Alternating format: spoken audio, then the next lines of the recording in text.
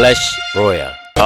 Sometimes it's hard though, you know. Good Protosses will always keep that in the back and keep it secured and safe. So. Yeah, I mean, it's just something that very rarely anyone ever talks about. Like Charge Zealot, autocast was turned off only by a few players, like in the open seasons. But yeah, another topic for another time. We're gonna jump into game number 2 here. Frozen Temple for game 2 of Patience versus Kira.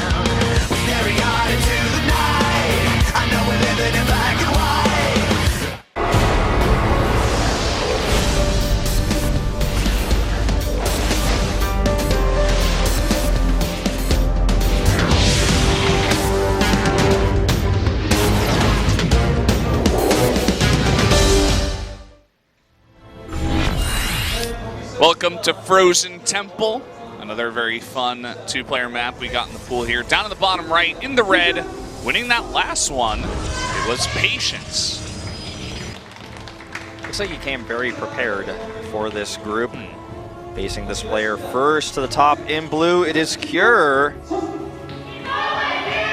Second in command, Terran to Maru on the Jin Green Wings. Maru did not even need to play for them to take the round 3 finals. I know some people were disappointed about that. They're like, oh, we want to see more than Cure and SOS.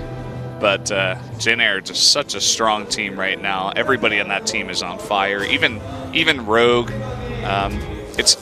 They were looking for a 4th because Cure wasn't playing all that well in the beginning of this year, but then he like turned it on in some of the individual leagues. But in Pro League, he was like kind of you know, not really there all the time, but now they've got that 4-man roster where it's every single time Maru, SOS, Rogue, and Cure. Just every single time. Poor Trap, you know, he was getting a lot of playing time during the regular season. I'm not sure if you'll see too much in the playoffs with how well Cure is playing. Yeah, maybe to replace Rogue like once, but Rogue is also really nice and he's a good sniper from some specific players. It's going to be interesting to see how they do that. Terran! Good luck, have fun from New York. Oh man, he's telling you he wants to play. He wants us to play Terran. He's telling everyone outside. He's like very Terran. I get the feeling he's kind of he might be a Terran player. He seems to be kind of into it. Yeah, something was tipping me off. You know, I was getting a little vibe. Yeah, I mean, he came to the right group if that's the case. I mean, I don't want to assume anything about the guy, but I got this strange feeling he might be a Terran. I'm pretty good at guessing what race players play. Yeah. I actually met one of the Heroes of the Storm players' girlfriends the other day, and she's like, yeah, I play StarCraft, and I was like, oh, I bet I can guess your race. I guessed her race, she was Zerg, and also that she was a Reaper main in Overwatch. I got both correct with no information whatsoever. I do this, man. You got that little, you know, tickle in your left elbow? Was that going on? Yeah. One of those, you know, Nostradamus moments? I can just tell like someone's personality, what race they play. It just kind of comes naturally to me. Really? That's like, all right, listen, I don't even know what. I don't know what race Rapid plays, but he's over here. I'm going to ask him later. But well, I'm going to officially predict. Hold the phone. Hold the phone. Dark Shrine on the way with a robotics here. It's going to be DT drops. Yes. He's looking to really throw a crazy wonky build, especially after the way that first one did not go well for Cure. I love this kind of stuff in game number 2. It's a good Terran map as well, so this is kind of a way to make the Terran gonna have to play what you want him to play. You know, it's your game. It's your game to manipulate now, and the Terran kind of has to respond. Whatever he had planned is not going to work out as easily. Now, he will need an answer for the Widow Mines, which is why he's going to get an Observer first. Notice he sends his Chrono to the Robo so that not only he can get this Observer out ASAP, but he can instantly rally the Prism. And he'll probably warp in the DTs outside the base and then drop them in. That's the safe way of doing it. In fact, could even do a slow warp in here and then pick up on the way over. Let's see how he does this. Well, the pylon's not going to be quite on time. Not really all lining up here, in fact. He would have liked to have his Warp Prism over there a little bit Looks later. like he's not even going to... Okay, I was going to say, like, is he just not even going to drop it? Is he like, delayed that, and it was almost like he was thinking about it. He was hesitating, and then he was like, Observer, wait, no, okay, I'm going to go for the Warp Prism. And it's an interesting choice. But look at this, 2 turrets coming up immediately for Cure. Very safe play once again.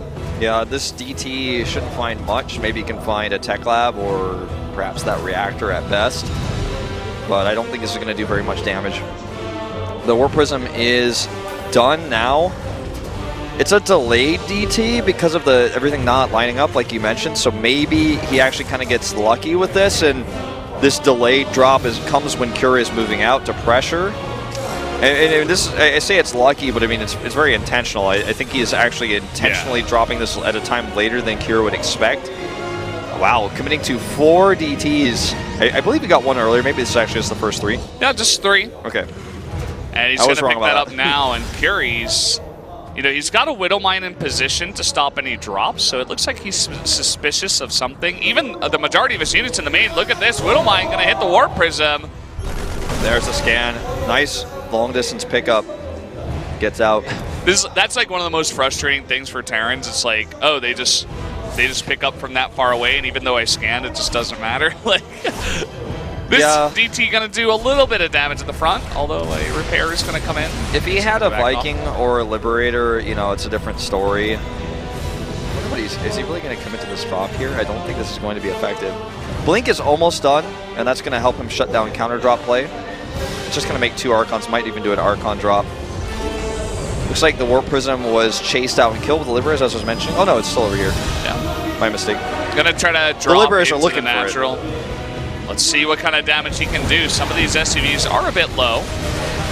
Gonna just straight up fight some bio, but very carefully on the outskirts of this base. Nice micro here. Has to be careful though. The stim finishing up. Yeah. Here come the Liberators. He has to drop those out. But you know what? This is actually pretty decent damage on these Liberators as well. And he forced that stim. And look at this micro. He might kill a Liberator. Okay, Cure does pull them back. Oh, look at how many stims.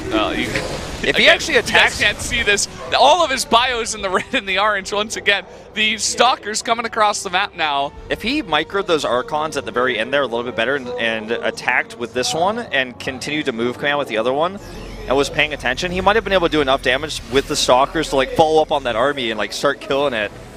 It didn't happen, but still a very tense moment there for Cure. We got a very similar build, by the way, coming out from Cure. He's made 1 medevac, and he's about to hit 6 Liberators. This must just be his new thing, like his new build. It didn't work out in game number 1, and I feel like that was even better comparatively if you're looking at the maps. Sure. But now here in game number 2, I feel like Patience is even more prepared this time. 0 medevacs now. I think this is kind of something that happened in the past few days. His build seems to be a little bit more meta just based on the fact that he looked for that medevac to slow this down. Also, he's going to have DTs. So scans are going to be important. He's going to have to like slowly, carefully be scanning. He might even want to bring an SCV and turret with this. Look at this position. He's looking to take a fight back. Blinks underneath the Liberators here. Takes out 2 before they can even see Job. This is just way too much. You saw Cure. He move commanded several times. I wasn't sure if he could take the fight or not. He doesn't have combat shields, which is something that he's gotten consistently late with this build both games.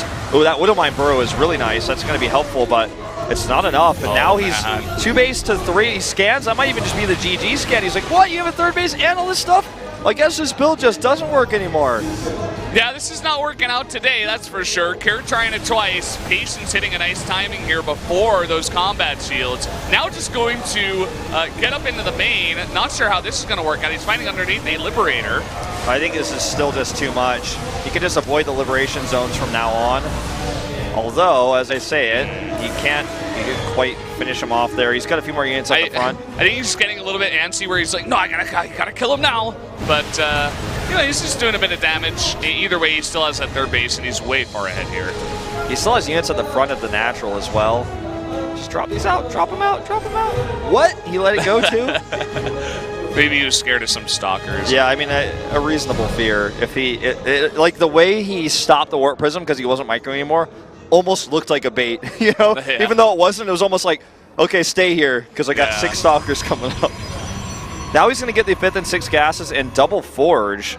So he's not going to go for the killing move here, which is the safer choice. Yeah, you were mentioning in game number 1 that he had, +2 started when this build actually hit, when the timing hit. But this time it seemed like he just prioritized getting a ton of units instead. He had 8 gateways out very, very early comparatively.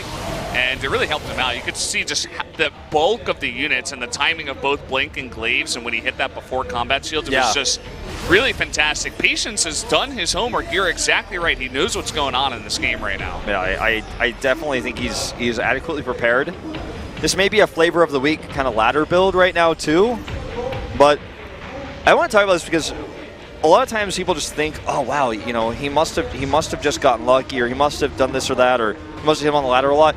No, people leak builds and replays, and this is like a thing. Like, this is why keeping replays safe and who you practice with and what you're training and what builds you're using. All of these things are insanely important.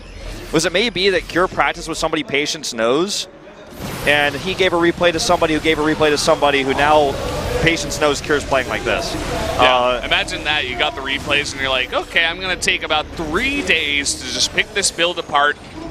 And also keep in mind that Cure was just in Shanghai traveling.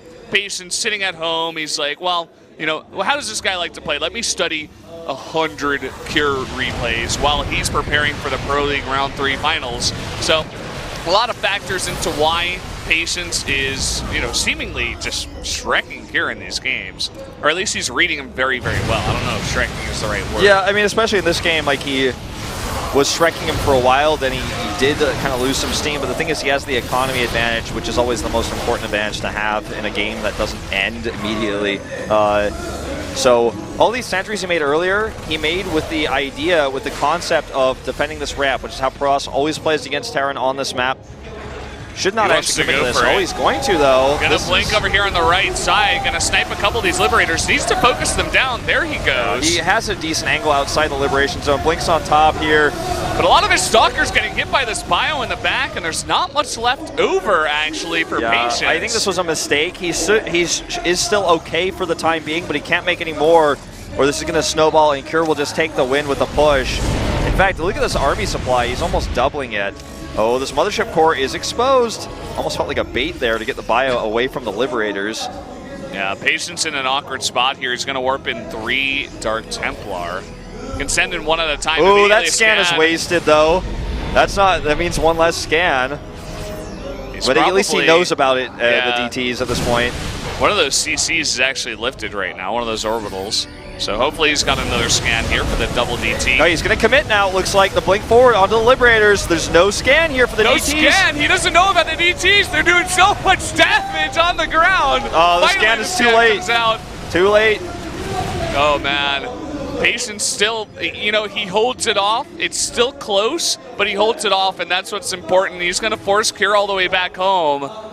What a weird game we're seeing here. Yeah, I wonder if he has a Prism. No, he doesn't, because the unit tab just opened. If he had a Prism, he might be able to just straight up end this game right now.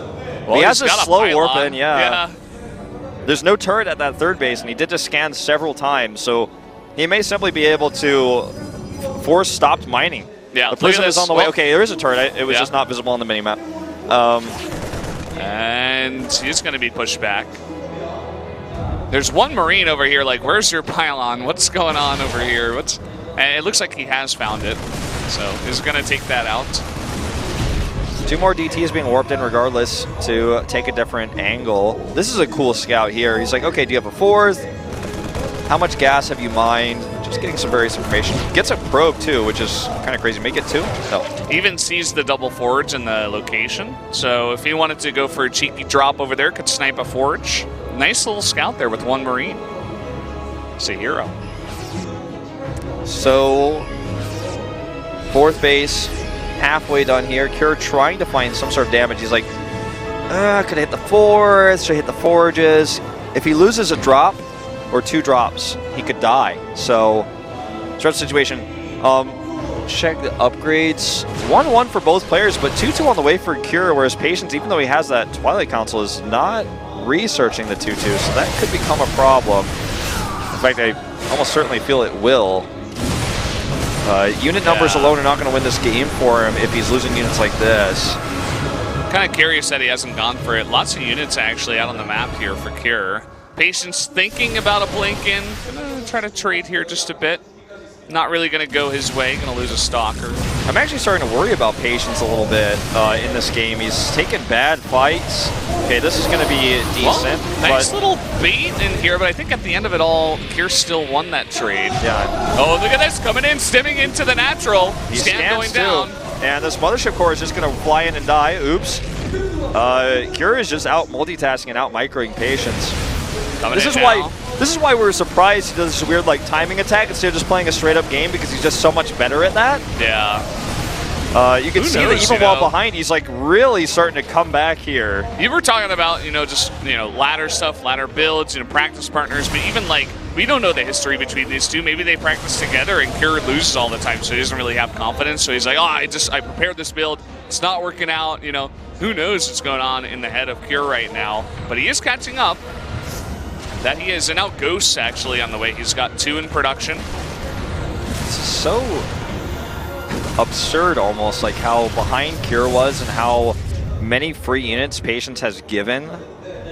Like, I'm talking, he's on 3 mining bases to the 2 of Kure. Kure can now lift his natural. Well, yeah. And it's almost like building CCs is a thing of the past with how Terran's been playing this matchup. He's a whole set of upgrades ahead.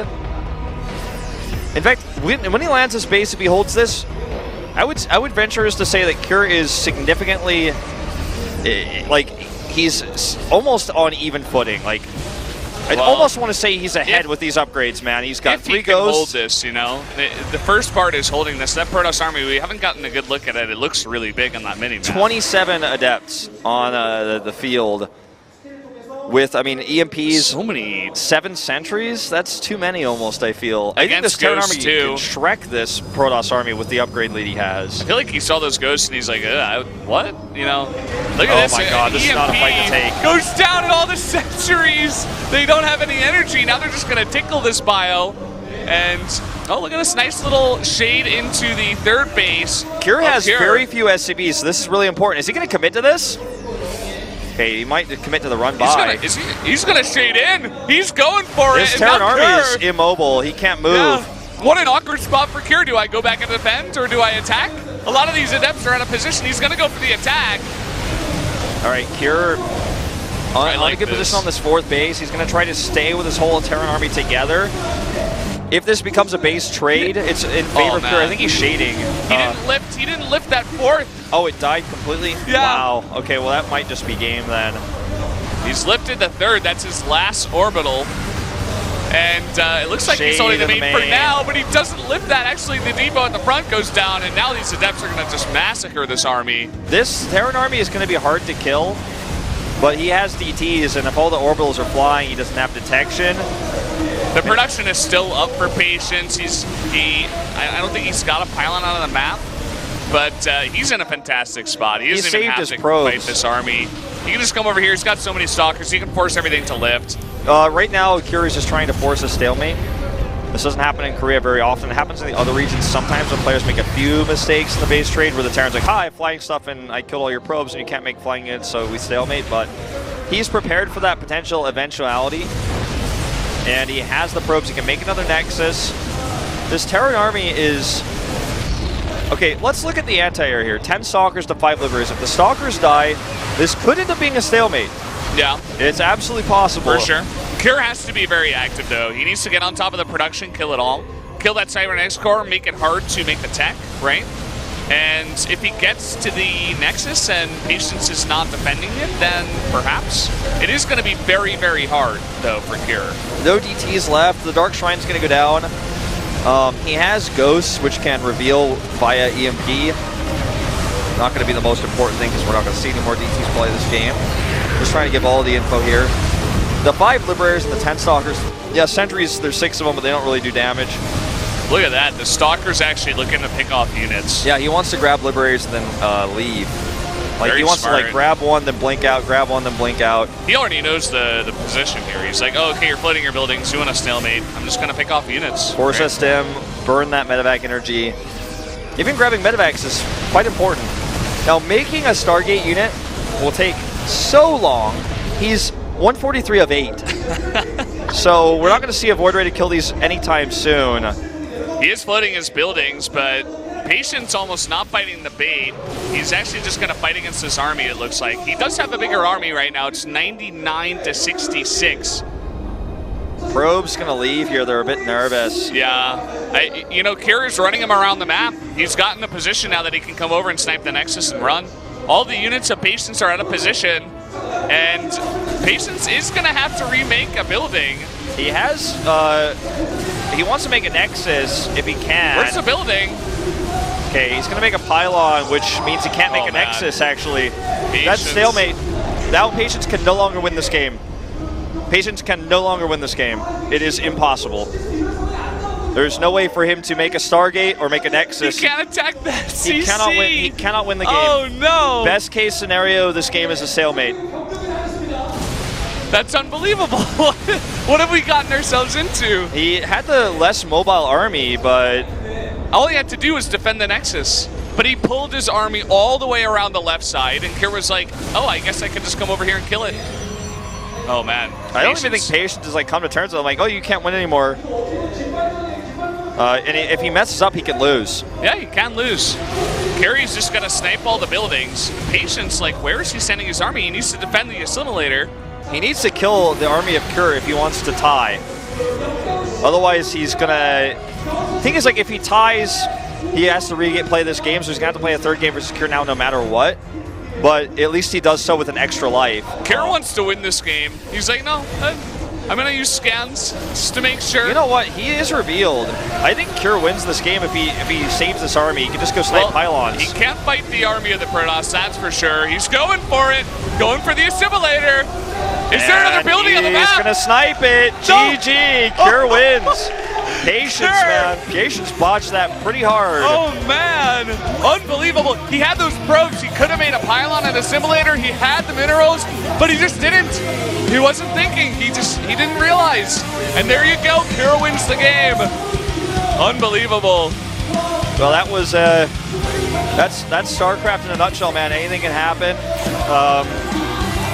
But like that just goes to show Kier's experience. Yeah. And maybe Patience's lack of confidence, or maybe like he got a little bit flustered there.